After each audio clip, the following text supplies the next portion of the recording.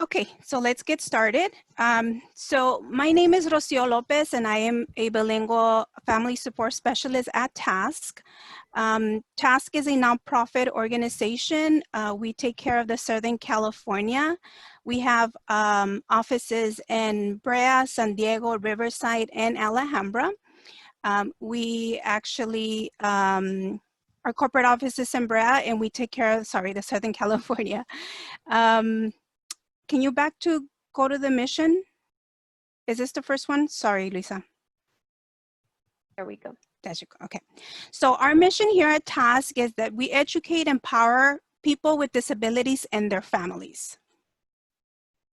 Next slide. Our disclaimer. So TASC staff are not advocates or attorneys.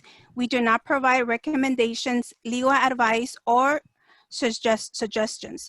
Our family support specialists offer peer-to-peer support, information, and options to parents of children with disabilities, so they can become informative members of the IEP team and work collaboratively with the schools.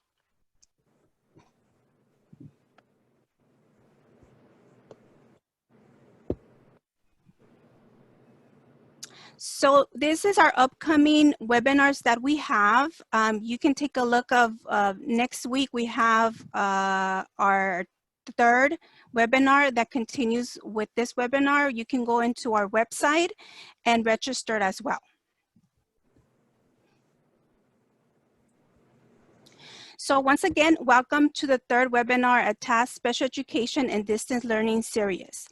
This webinar, what we're going to talk about is regression during distance learning. This page here is actually a little bit of information we like to give to the parents.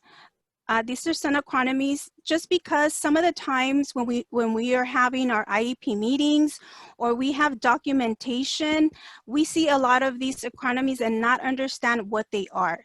So if you have come across some of them and say, what does it mean? What does it say? This is some information that you guys can have to reach out to.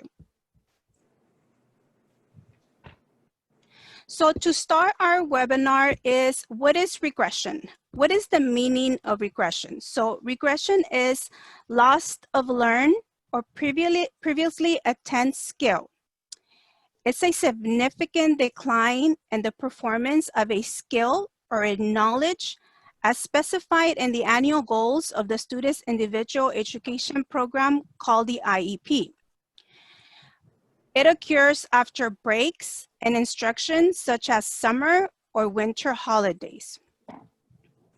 It concerns that students' progress towards meeting the IEP goals may be lost during major breaks in instructions or services. Just like what's going on right now with the pandemic, this is part of what we can see if our kids are having any regressions. So what are some areas where regression can occur? Some of the areas are functional skills such as toileting, eating, feeding, dressing, and personal hygiene. It's motor skills, occupational, physical, motor control. It's under behavioral and social skills, impulsive control, basic communication with peers and adults. Academic skills for reading, writing, math, and executive functioning skills, time management, and organization. So these are some of the areas that we can look, and we know there's more areas, but some areas that we can look into if there's any regression. Also, what constitutes significant regression, and how can it be addressed? So what constitutes significant regression? A significant regression occurs when a student experiences a major decline in their ability to make progress towards meeting their IEP goals, to perform it academically, or lose functional skills. So what are some questions that us parents can have for IEP teams or consider for the IEP team when we have a meeting? We can compare students' present level of educational performance prior to the school closure and where we're performing today. Compare children's development age to their chronological age. Degree and impact of regression. Regression can be related to the areas needed and the identified in the IEP document.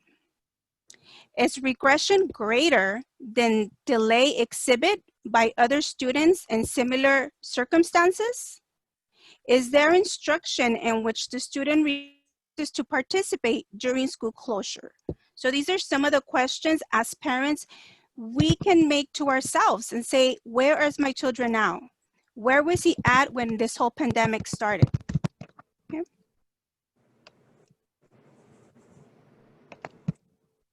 So what can we do as parents if our children is regressing?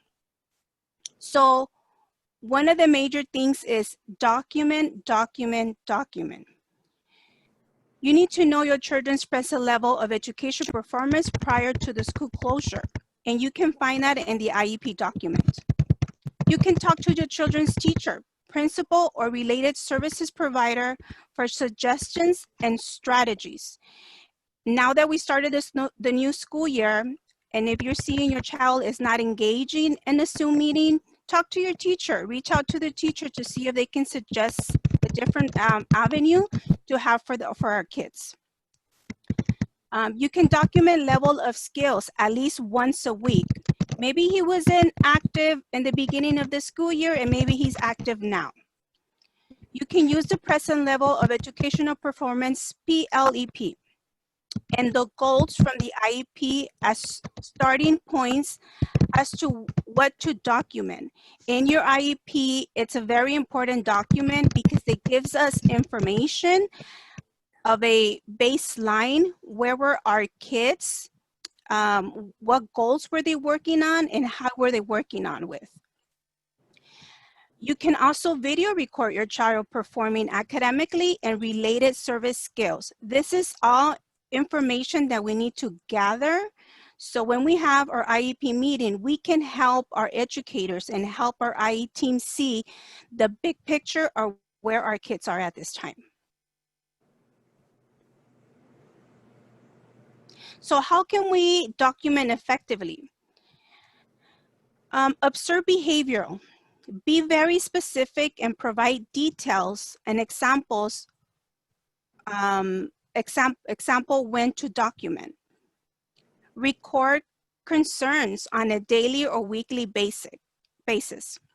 What behaviors have recently been worsening? What skills can the students no longer do that he used to do before? So once again, this is very important. I know as parents, we have a lot of stuff in our plate at this time, but I think this is our time to help our educators and understand if my child needs more support, what as a school can they do to help us out support our kids now in distance learning. And always remember that reach out to your school, reach out to your teacher, reach out to your principal, and find out what are they doing in their district, what are they doing in their schools, what are they doing in their class to help our kids.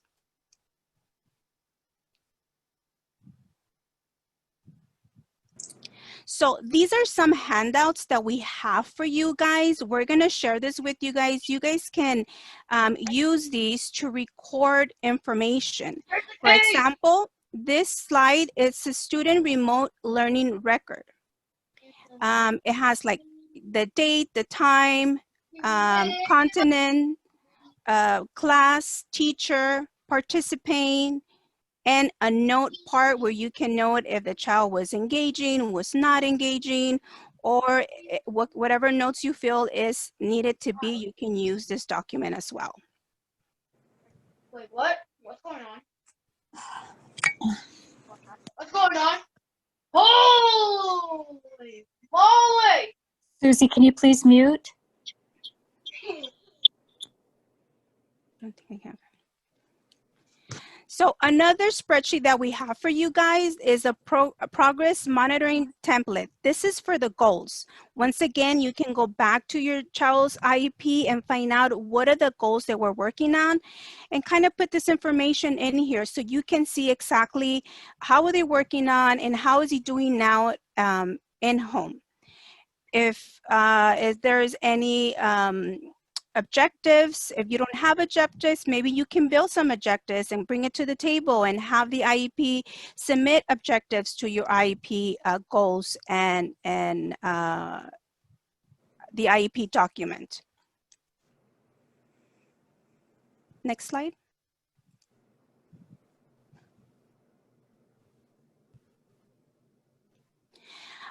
This one is a weekly tracking sheet. So weekly, you can submit what areas are you looking into, accommodations, basic lines, where at this time, progress, and notes as well.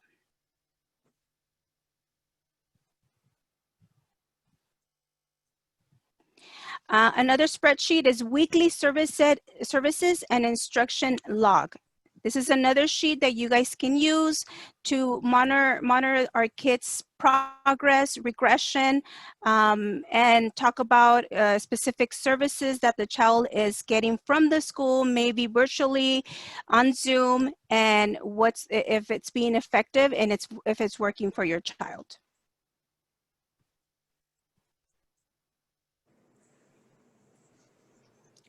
Okay, so this is the first part of the webinar. Is there any questions at this time, Susie?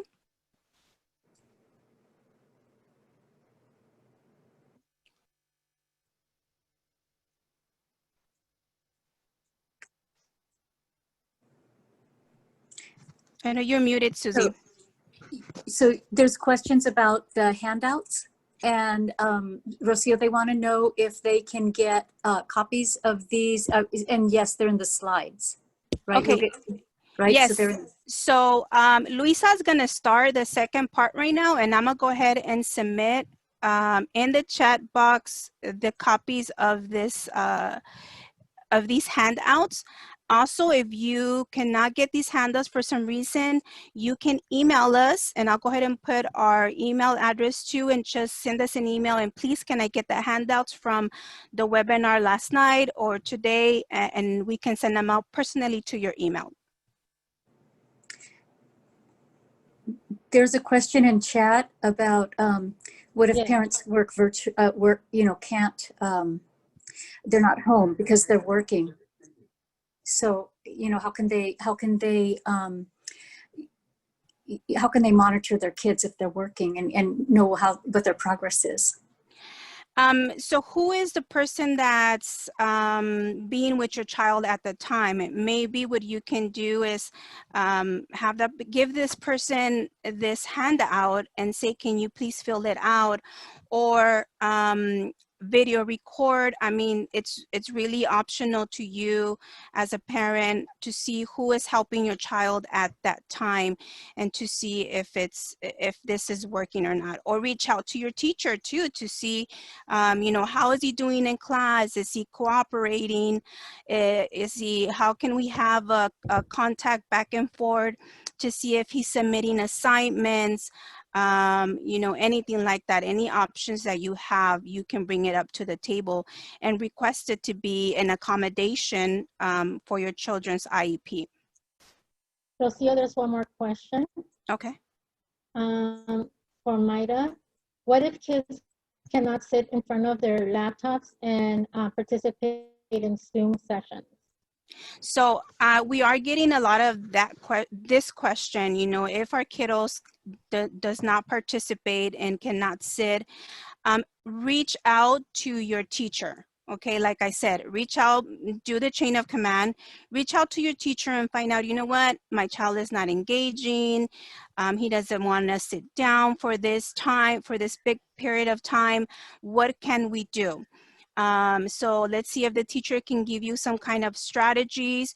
If not, then request an IEP meeting, or maybe reach out to your principal and say, what are you guys doing? Do you guys have programs out there where maybe a teacher can come into the house, or can I take my teacher to the school? Is there small groups? Reach out to your school. That's the number one thing. Reach out and find out what are they doing besides the Zoom meetings that can help out. Our kids are having more difficulty with the Zoom activity. But like I said, always reach out to them and find out what's going on. Another question is, what if my children are home alone? The school won't let me video record. I have 4 children with IEPs, and the school states that it's too early to determine that. There's a really good, Rocio, there's a good suggestion, I think, in chat. And it's saying that one school, for one of the participants, their school records the Zoom trainings. And so then the parents can work with the kids once they get home. I'm not sure if you can read the chat, but then they can work with they can monitor and review the Zoom recordings and work with their kids that way too. So it helps working parents, or, if your kids are by themselves, then you can do that maybe after you get home. Yeah, that's a great Yes. suggestion. Yeah, There is, like I stated again, reach out to your school to see what they're doing. There is a lot of things that the school are doing. For example, recording. I know that because my kids started school too. The teacher can record the class session. So maybe that's data, that's data that they can offer as well. How is your child engaging? But if they're not engaging, document. If you reach out, for example, the question that the parent had, you reach out to them and they're telling you it's too soon, you have to wait, start document since now.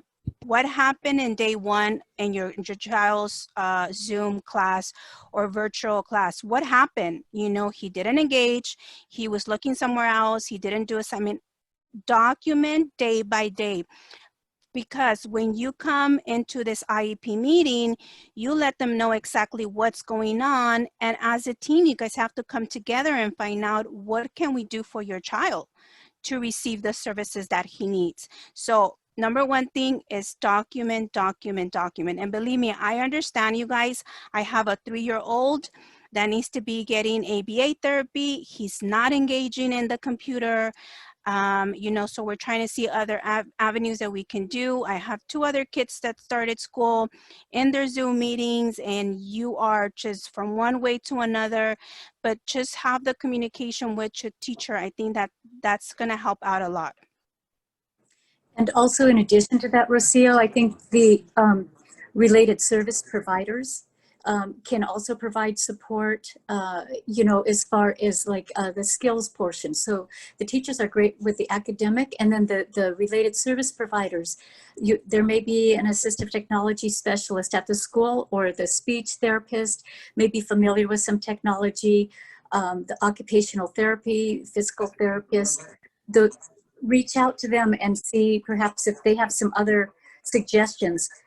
And also too, maybe your insurance, get supplemental. I had to do that with my son. I had to reach out to the insurance company, not now, he's an adult, but when he was in school, I reached out and got, through my insurance, was able to get some private supports for him in addition to what the school can provide. Because we need to remember, I know I've been through it as a parent, but then as far, we're all in the same boat, and we're all dealing with this, the effects and the impact of the pandemic that, we're all dealing with right now. We're dealing with that. And so if it's hard, I know, in this time, especially when you're working and struggling to work and educate your children. But I've talked to a lot of school staff and personnel who are also parents, and many of them have children with disabilities as well, and they are also in the same situation that many of you are in as parents. So I think as we're going through this and remembering, you know, wondering what we can do to handle regression, there's a really good chance that the teacher you're talking to, or the related service provider you're talking to, or the principal, or the school administrators, the district administrators, they might also be going through the same thing, trying to work and educate children too. So, as you know, I guess what I'm trying to say is we need to, we want to be kind to one another and try to see what each of us is going through. Yes, Can most I definitely. share something really quick? I think I spoke to you earlier on the phone. I'm Sandra, but we have an attorney that's helping us because prior to the COVID closure, I spoke to her actually right before this meeting, and I mentioned to her, and she said yes to exactly what you guys are saying, for us parents to document and record as much as we can, because at the end of all this, if our kiddos didn't benefit and they didn't give us other options for them to learn, like she said, some districts are taking kids and giving them one-on-one in person. Every district is different, and as long as us as parents agree to that and we know the risk, that we can go that route, and if not, there's mediation, and then eventually you have to go in front of a judge, which she said, if we're not getting anything. And because I said, well, if my son's not going to sit in front of the computer, then what? He's just going to lose a year.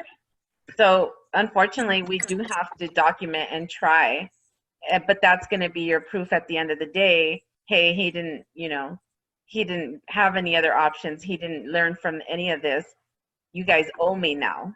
You know, that's what she advised. So just wanted We have to give the benefit of the doubt and try it, you know, and like I said, talk to your teachers. Maybe they have really good suggestions or other venues to work with your child, and some schools are willing to have that one-on-one with the kids, you know. So just reach out to your district, reach out to the school, reach out to the principal, you know, help us out. What can we do? And we have to just take it from there. But reach out and make your documentation. Just like Paula said, you know, we have teachers out there, you know, that are going to the schools. You know, we're at home, but they're teachers going to the schools to give our kids their classes. So let's try to just collaborate with them and see where it goes, but definitely document, okay? Okay, so Luisa? Do we still have, sorry, give me 1 second. There's any more questions, Still Susie? have more questions, Susie? Yes. The next question, I was told Cypress Special Education District was mandatory because they can't meet.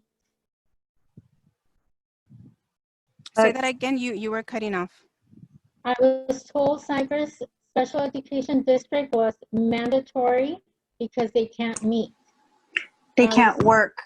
Sorry, I couldn't finish my thought. They can't work on their IEP goals at home. So I was told by ABA supervisor that they actually have to go to school. That's what I was told, which was interesting. Huh. I haven't heard that. Or do you have kids from that school? No, we're Placentia School District, Oh. but our ABA supervisor said that the Cypress School District, the special ed, is actually mandatory to go on campus because they don't want to have any lawsuits or anything. I don't know anything about it, but that's just what I was told, that the Cypress School District is mandatory on campus to meet their goals. So I thought that was interesting. Yeah, and like I said, once again, every district is doing things very different, you know, and I think, you know, maybe if the Cypress is doing that way, you know, they're asking parents if they're willing to have their kids come into campus, and if the parents are okay with it, then maybe the kids are going into campus, you know, maybe in a smaller setting, on one-on-one with the distance, you know, 6 feet apart, you know, or whatever it is. So that's why we just encouraged you to reach out to your school to see what they're doing. And once again, at the end of the day, if you agree to what they're doing, go forward. If not, you guys have to come into an agreement on what other venues is out there for our kids. How How about testing and reevaluate goals? Testing, which is the assessment. So, you know, as parents, you guys are in the right to request assessments and send letters out.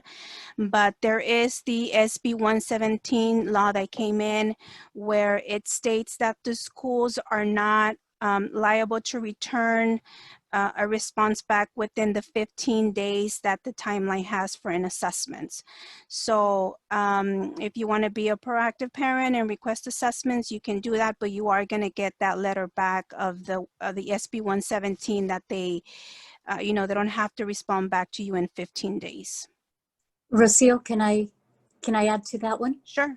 Mhm. Okay, so Rocio's right on target. The law was passed on March 17th, and it just says that if you know, if parents make the request in writing to the district, like we've always done, then the timeline has been waived so that they don't have to give parents an assessment plan within the 15-day timeline, like Rocio just said. It doesn't prohibit them from doing it, but they can do, you know, they can do it, but they don't have to.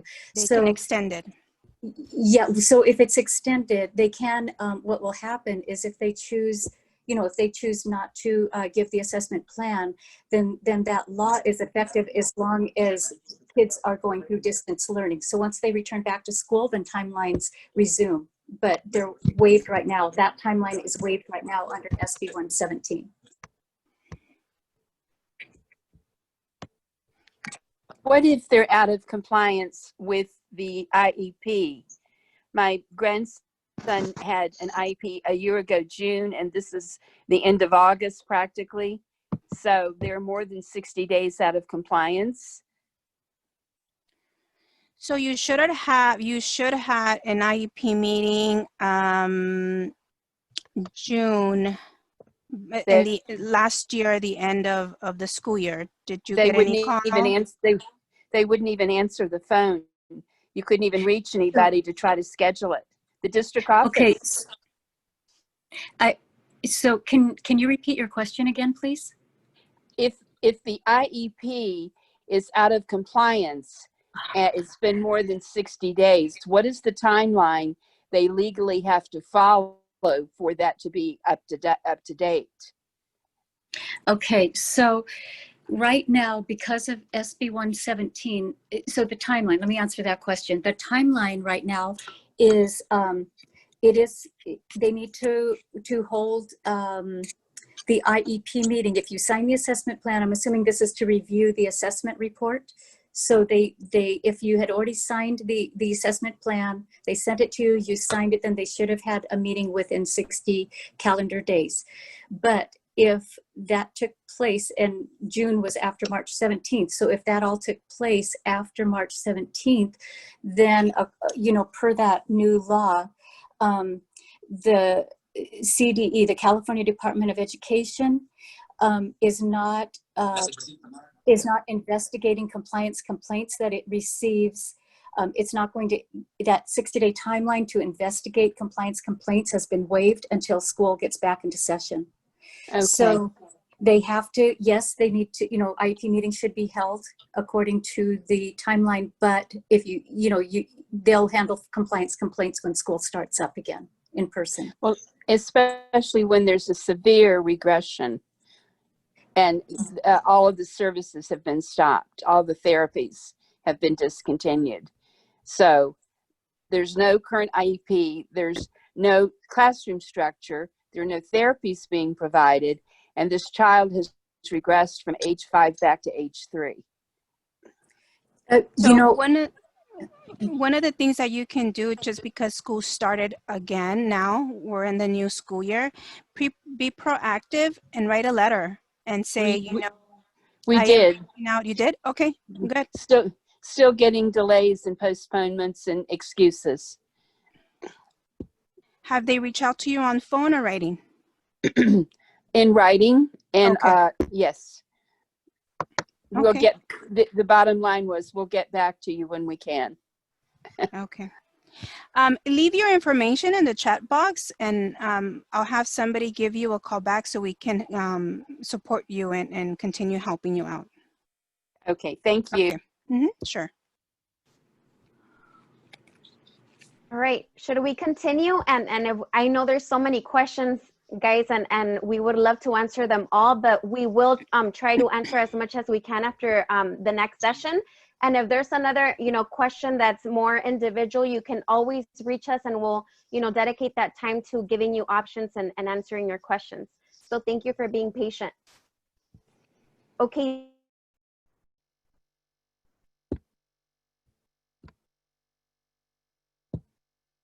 Hold on, Lisa, I muted you. Sorry. Okay, can you guys hear me? Yes. Okay, Hold on. perfect. So let's continue on with the webinar and see how parents can address regression concerns with the IEP team. As parents, know that you do have the right to bring up any concerns about your child's regression with the school district's IEP team. And although there are different ways to communicate, written requests are always better. Why? Because they're going to be serving as evidence as well to support your concerns. We know that nowadays, by emailing, or if there's a telephone conversation, you can actually log that too, or respond in writing, but try to gather as much documentation as you can.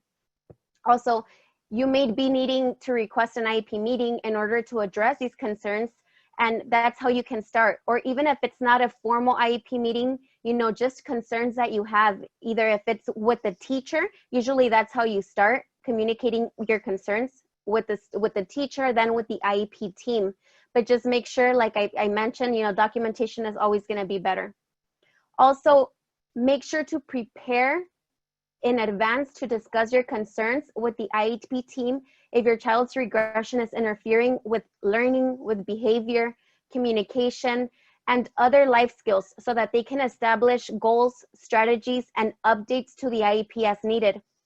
I was reading on the chat box, that sometimes they concentrate more on academics rather than on social and emotional. Well, yes, I know that can happen, but all of it is important. Whatever is interfering with their needs, then you want to document that. You're going to have, the functional skills, you're going to have the social emotional areas and the academic. And the logs that Rocio shared earlier, try to use those. If you already don't, if you already have your own template, they continue to do that. Or if you guys have a journal that you guys can keep making notes, or if you guys can do recordings, whenever your child is doing a certain activity, try to keep that information, and all the data that you have been collecting until now will come in handy for whenever you have to, show evidence to the team or to the school district, and it's going to support your concerns. So those are the ways that you can address these concerns with the IEP team. Obviously, you start following that chain of command through the teacher, through the IEP team, through the school district. If you don't get replies, because I know with everything, a lot of delays have been happening, but don't give up and just keep that paper trail. Okay, try to exhaust all your resources. And we know that this is so hard for everyone. We all have our unique circumstances, but as long as you keep doing that, having your paper track in a moment or another, it's going to come handy for you. So keep doing that. So now let's talk about how regression can result from students' reluctance to participate in education. Some parents will notice that students are regressing because of their reluctance to participate in distance learning. And I saw that in the chat as well. What if my child can't sit for that long, or it's just not working for him?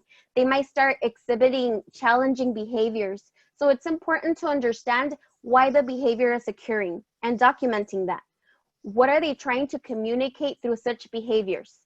So understanding the communication driving the behavior is an important step to helping them choose safer alternatives. Some of these behaviors may be caused by overstimulation, by anxiety, fear, and they can be triggered by different things, such as lack of understanding. So ask yourself, does my child understand how to use the technology that they're expected to use for distance learning? Do they know how to navigate the programs or the apps that they're being asked to use? Or do they understand the assignments they're being given? Do they, all of these questions are important to ask yourself. Although it may look like your child is refusing to do the schoolwork, maybe it's just that they're having trouble completing the tasks that they're being asked. So identifying why your child can't complete tasks is going to allow you to help them problem solve and meet their needs in different ways. And some other barriers to learning you may consider are, is my child struggling with attention issues or concentration? If there are any academic struggles possibly already identified, they might need more support. Or are you noticing academic struggles that you were not aware your child was experiencing? So there's many factors that can be contributing to your child's reluctance to participate. But do know that school districts are required to provide FAPE, a free appropriate public education. And if distance learning is not working for a student, I know you heard it all over. You've heard it along the workshop, right? Talk to your school district to know what other options are available. According to California Department of Education and US Department of Education, they have provided guidance as how distance learning can be provided. And every district is going to be working differently, but you should know the options available. So it could be telephone instruction, traditional online teaching, activity packets, direct instruction at home or in another location if both the IEP team and the parents agree. And if this is the route that you're going to be deciding to take based on your child's needs, communicate it in writing to your school district. And if the district says that they cannot provide those options, make sure that you request a prior written notice, that you have in writing the reason of why, if they're not going to be able to provide those options. At least you know that you have that documentation as evidence in case you may need it for the future, okay? So how can IEP teams address regression? We previously went over what parents can do to address their concerns with the IEP team. Now, how can IEP teams, which also includes you, address regression?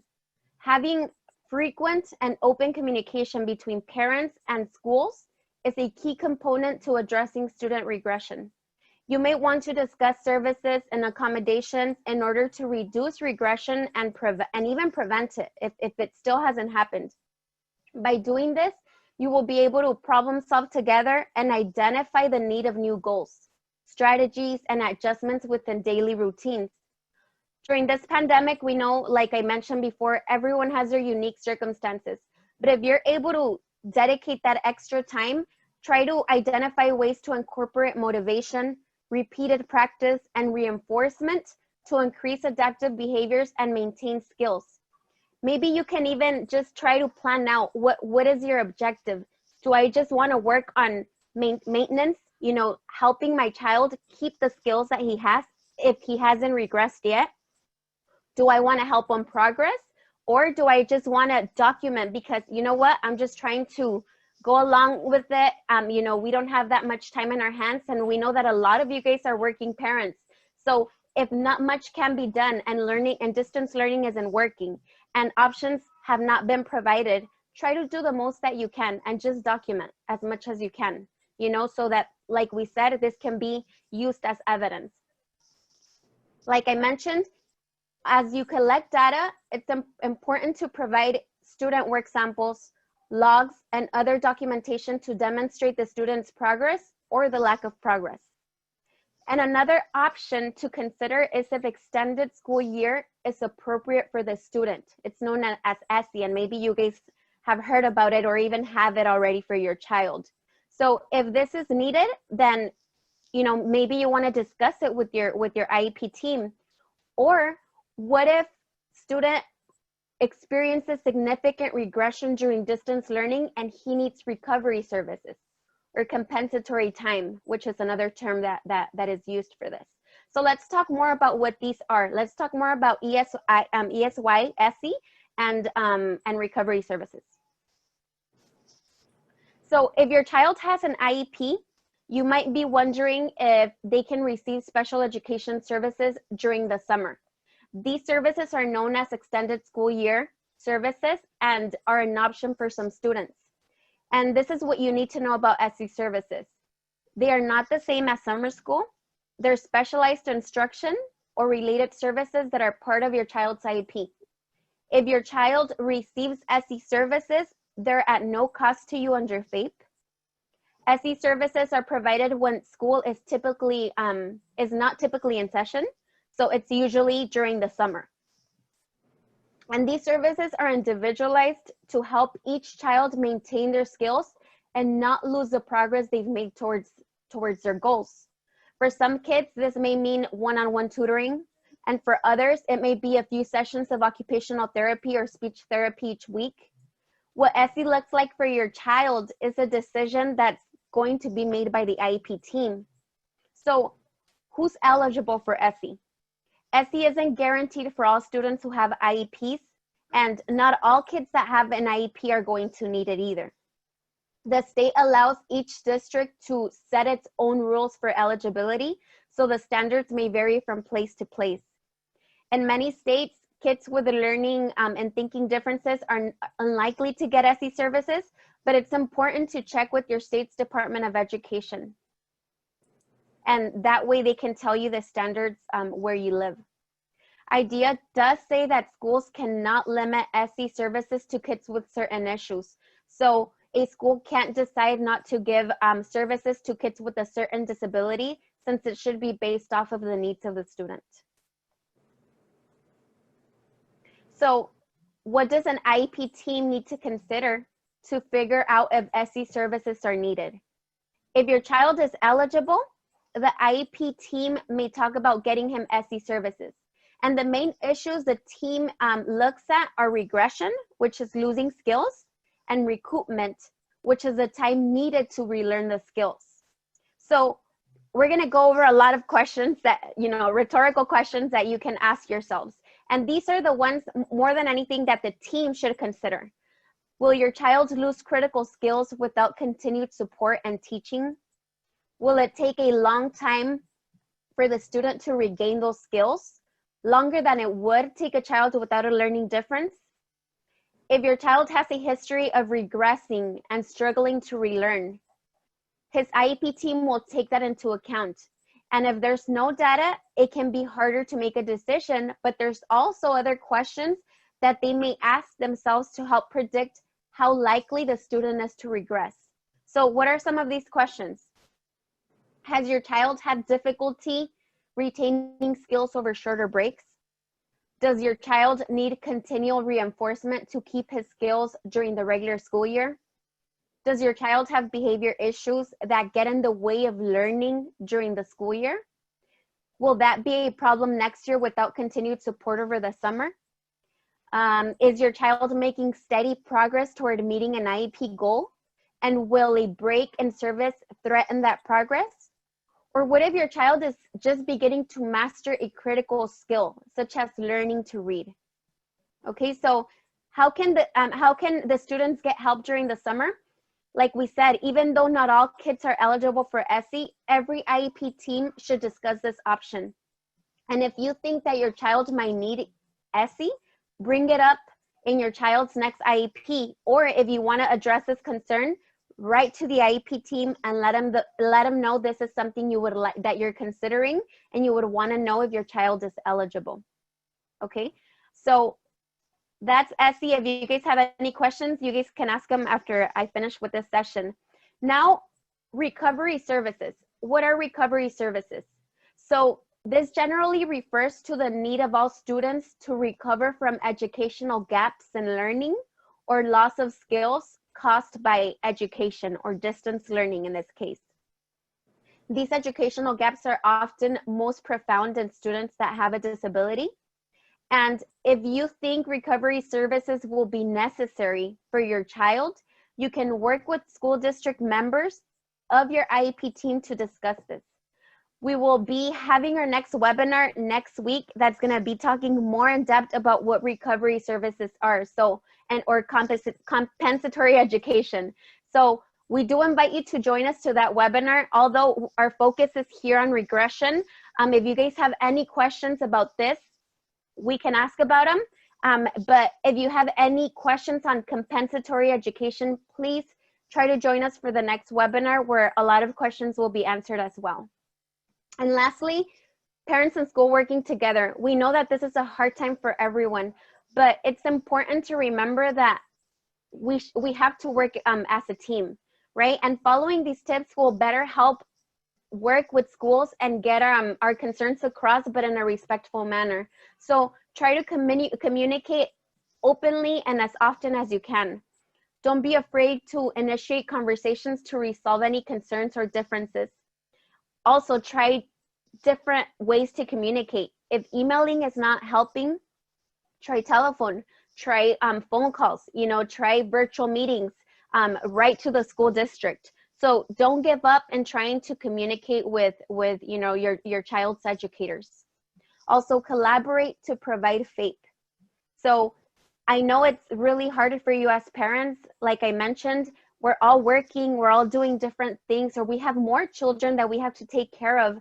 So just concentrate on doing what you can in providing that help to your child and documenting. And honor the fears, challenges, diversities, and preferences of the other person. That's going to help us put ourselves in the other person's shoes as well. So we have finished with this session. I know it was short but sweet. So if you guys have any questions, let us know and we'll try to answer them here. Yes, Lisa, there's a couple of questions. The first one is, what if the district already sent out a district-wide blanket prior written notice to all students? What if they already sent a prior written notice to all students? Yes. Stating what is about, yeah, go ahead, what is Paula. it?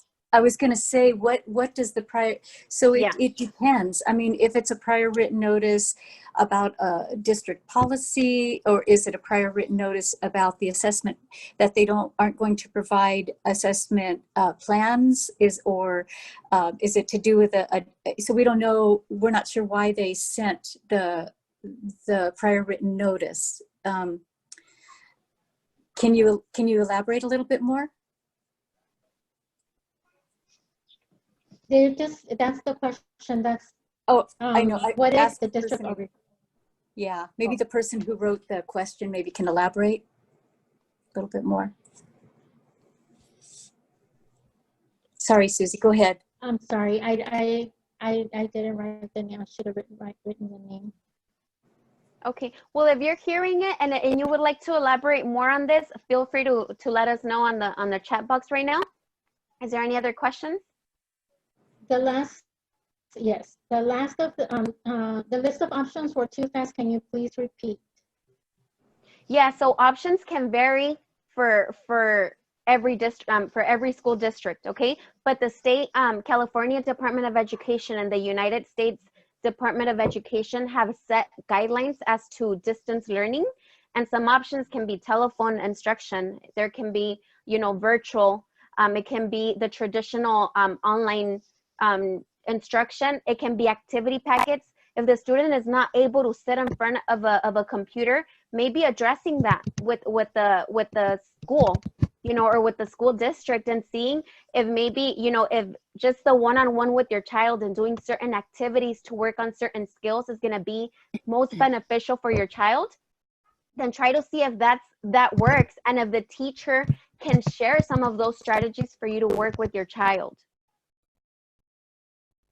Another question, it says, what if we had to purchase big items such as desks, sensory chairs, etc., to accommodate our child's profile? Can we ask for reimbursement? Paula? Yes, okay. So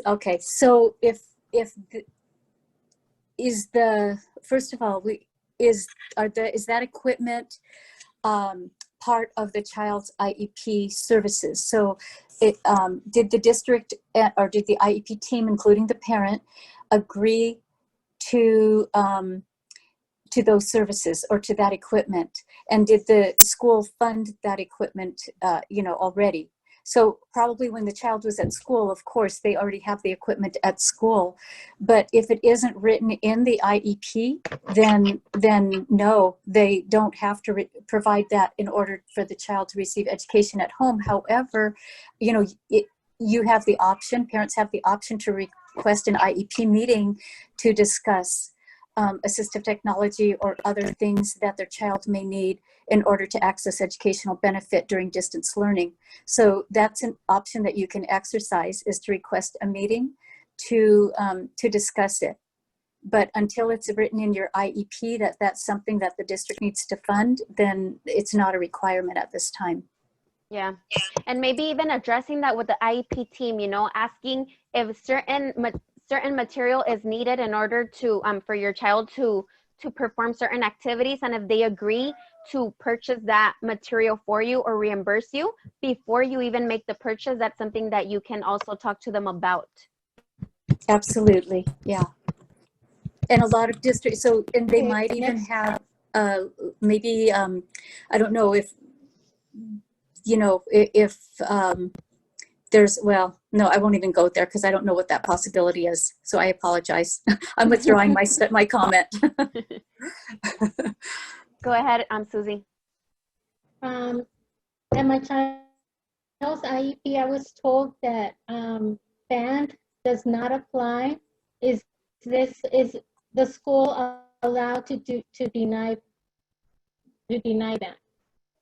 So the student was receiving band, and it, was band a service that the child needed in order, you know, that was written on the IEP that was needed? I think it was a band. an elective that the student chose, probably, right? Okay. Were Okay. there, so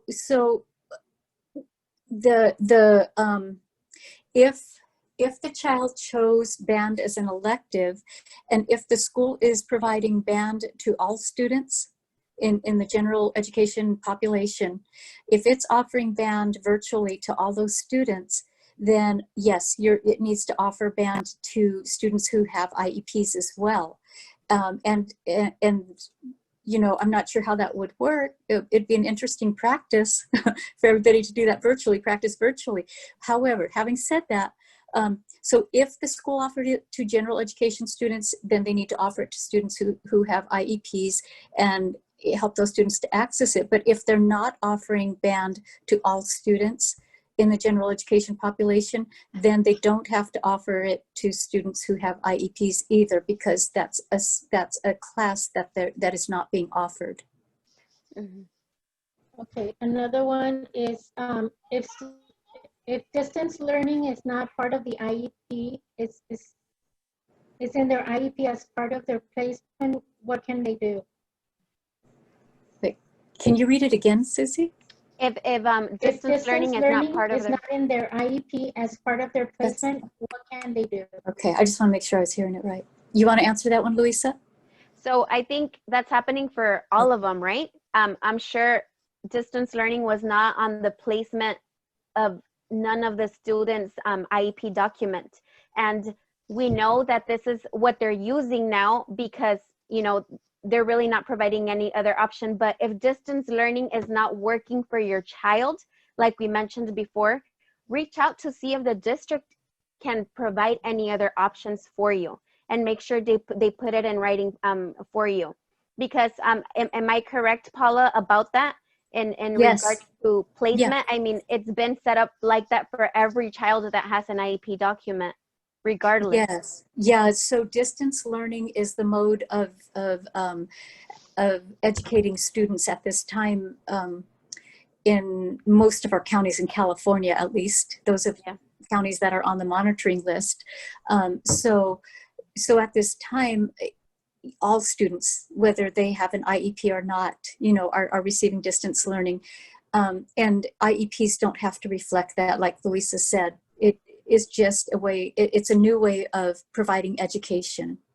And like she said, if the child can't access education through distance learning, try different modes or methods of receiving that information. Maybe the child, you know, I'm blind. And so for me, I have to use a lot of assistive technology. I use VoiceOver, I use a screen reader, and those things help me to be able to do my job. So other students who have reading disabilities or a physical disability like mine where they can't read, they would need to be offered either somebody to read the material to them out loud over the phone, perhaps, providing material in an alternate format. And for kids who have other disabilities, the same holds true. So reach out to your school, reach out to your IEP team, your related service providers, and see what they have to offer, and you know, try different things until you find something that will help your child access distance learning.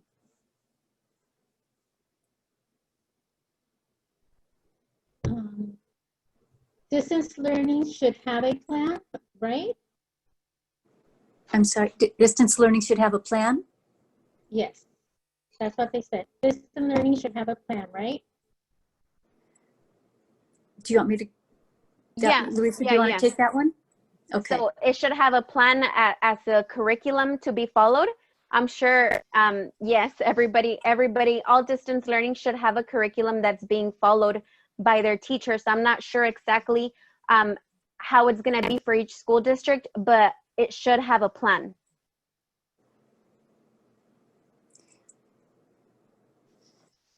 Does that answer your question? Or do you mean something more specific as to something that should be handed to you, like a guideline as to what's going to be covered during the day, during the week? Yeah, I think if you could provide a little bit more in chat to help us understand the question, help us so that we can expand on the answer. And another, if the school district offers a homeschooling option, does the IEP stand with that? Go ahead, Paula. Okay, so if this, can you read the question again, Susie? If the school district offers homeschooling option, does the IEP stand with that? So yeah, so if IEP is the placement in your child's, I mean homeschool is the placement that's offered in your child's IEP, then yes, that's an IEP provided placement. So right now through distance learning, our kids are learning at home with the help of teachers, you know, online and the related service providers, providing the supports and services remotely through different methods, different modalities. Yeah. So yeah, so yes, it does. The answer, I guess the short answer is yes. Yeah. And even so, like from own experience, I have my nephew and my niece here at home. They've done homeschool for years now. And now with distance learning, they've never had somebody virtually provide the information to them. And now that's what's happening. They actually have, you know, once a day, they meet with one of their teachers, which explains, you know, the material, etc. So for them with homeschool, they would meet once a week or once every so often with the teacher. Now they do it virtually, but now it's daily. So it can be different for, you know, for everyone, of course. But if the homeschooling is on the IEP, then it should still be happening with distance learning. Yeah. And they in the IEP, typically with homeschool, they you know, they will specify how many hours of training per week the child will receive of homeschooling. So many times a child will receive 5 hours a week of homeschool. It just depends on what's written in the IEP, the amount of instruction that that child should receive. Okay, so another question, should the school create a distance planning learning plan with appropriate accommodations in a plan in writing? So that's something that the IEP team, you know, I mean, the plan is the same for all students, but if your child has accommodations or services that are written in their IEP, then those should be in place during distance learning, albeit they there's a really good chance that they're going to be provided in a different way than you're used to seeing them being provided. Like when the kids were on campus, they were provided differently than they're going to be provided during distance learning. So yes, the plan is in place, but again, the service provision, the method of providing services looks different. And that's where, like Rocio and Louisa have been saying all evening, it's really important to communicate with your teachers, the related service providers, your school administrators. As soon as you start seeing that your child is not accessing education, reach out to them, because they're not going to know until, they can't read our minds, as good as they are, they just cannot read our minds. So it's good to reach out to them and let them know what's happening with your child, and the documentation you can take to them to demonstrate or to show and support. Hey, this is what I've been documenting, and this is kind of a history of what my child has been experiencing. And then that will help the IEP team to work together to come up with some different accommodations or workarounds to help your child be able to access education. When you refer to homeschooling, do you mean home hospital instruction? Yeah, I think so when I was talking about, I apologize, when I was talking about the 5 hours per day, that would be home hospital. So thank you for, I will clarify. Home hospital is 5 hours usually, although it can be more. It's up to the IEP team. Homeschooling is where the child does, receives instruction at home, and then may meet with a teacher online once a week, like Louisa was saying, or more frequently, depending on how that's set up for that particular homeschool program. So thank you for helping me to clarify that is home hospital. Can the state mandated requirements for daily minutes of instruction be different from kids with IEP versus typical children? If it's, well, okay, so the mandate, can I go ahead and answer this, Luisa? There's Go a ahead, law that Paula. changed Yes. the minutes, okay, instructional minutes, and then, I'm sorry, I don't mean to. No, go ahead, take okay. over. No, all right, so I'll answer this and then you take over. So right now, instructional minutes have been have been changed because of Senate Bill or SB 98, which was passed on June 29th. So that law waived or reduced the instructional minutes that districts are required to provide on a daily basis. And so for all kids, instruction is provided depending on what grade your child is in. So I can't remember all of them, but I think kindergarten is like 180 minutes per day, and maybe first through third grade is 230, and then fourth through 12th grade is 240, something like that. Anyway, don't quote me on that.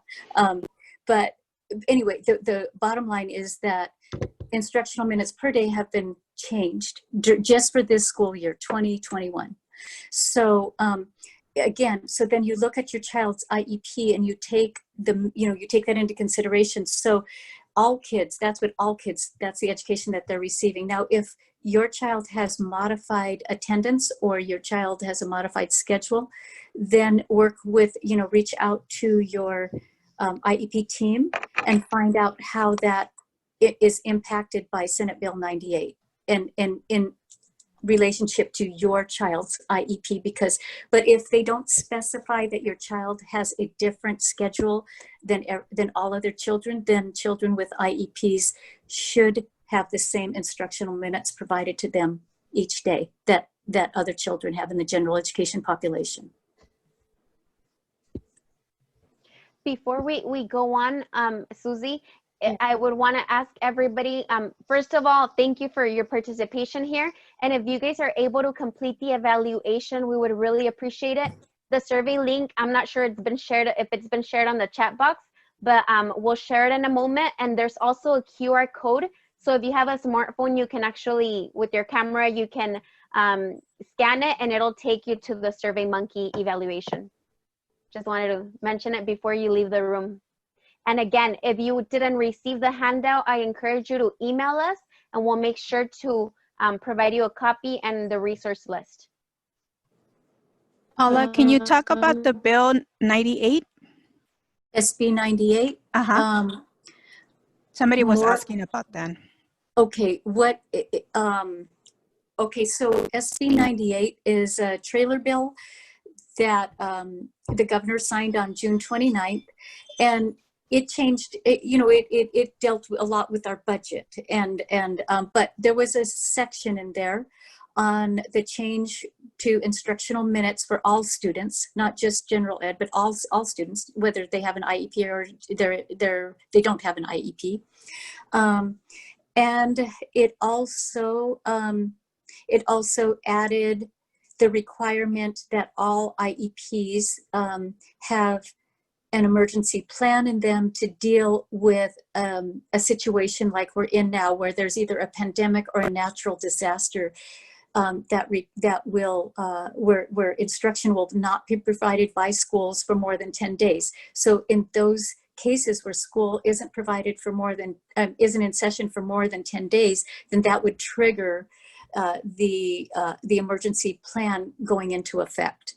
And so that emergency plan, I'm not sure if this is answering your question or not, but that emergency plan then would needs to be created or developed by your IEP team, by the next time that everybody meets together. Then you'll all talk about, what services should be in that emergency plan, the related services to be provided, is extended school year going to be provided, is, what are the goals that you're going to work on if your child has an individual transition plan or an ITP, those things should be included, accommodation. So just services that would be provided if another emergency situation arises, such as the one that we're facing right now. So those are the only real things. I mean, those are the things that impact students right now, are those two things. And Senate Bill 98 is long and it contains a lot of other stuff that, other information that pertains to many other areas in California.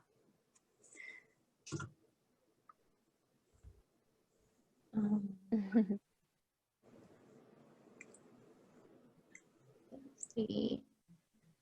Okay. ESY was not provided for my daughter this summer, even when it was included in the IEP. What are my options in terms of getting those minutes back? For ESY, okay, so if your child had ESY and it was not provided for your daughter, did you reach out to the IEP team? Have you been able to reach out to them as far as why they did not provide those services?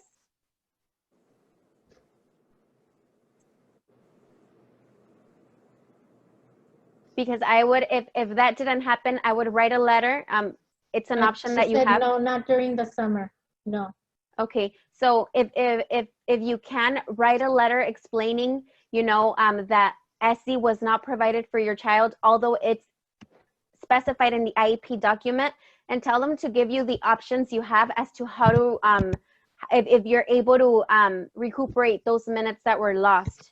Okay, and if there's any proof that you have also of regression, if it happened already, that's something that you can also show as to why SE was needed and how it can be provided now. If those minutes, are going to be given back to you. Do you want to add anything else, Paula? Yeah, and so again, circumstances were such that a lot of things changed, and so I think the other option that you have, like Louisa said, work with the school, work with the director of special education or your child's case coordinator, and let them know, my child has SE written into their IEP. How did the district handle, extended school year this past summer? Find that out. Give the school a chance to work with you and the district a chance to work with you, and say, what can we do? How can we work this out? Because my child, and if you have documentation like Louisa said, my child has extended school year because there's a trend of regression that he or she has experienced in the past, and that's why SE is in place, is to help my child so that he doesn't or she doesn't regress during school closures or during the time that school is not in session. And so I'm wondering how we can work together, because my child has regressed because they didn't receive SE. If that's the case, and you have documentation to show them, then ask them how they can work with you and how you can work with them to help your child regain or recoup some of these skills that they may have lost because SE was not provided. And we always want to work with the districts. We always want to give them a chance to work with the parents and try to resolve situations.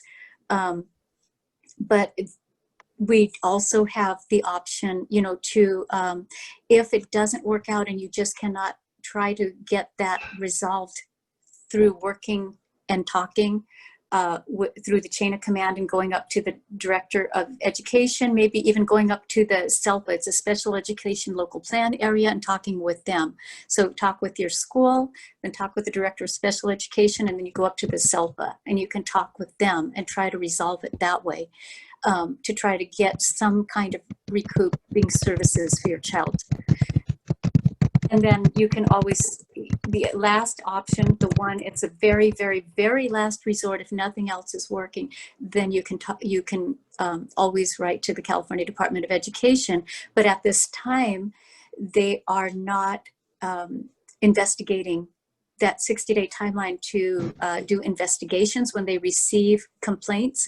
That timeline has been waived until school is back in session. So even if you file with them, there's a really good chance that your case won't even be investigated or looked at until school's back in session.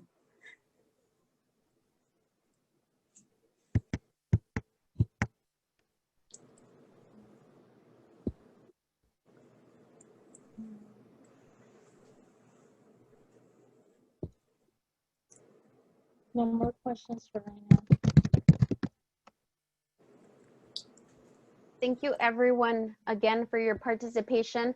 If you still have questions and would like to contact us, again, feel free to email us at task@taskca.org, or you can give us a call. We'll make sure to enter the information again, and we'll try to provide you with any additional options.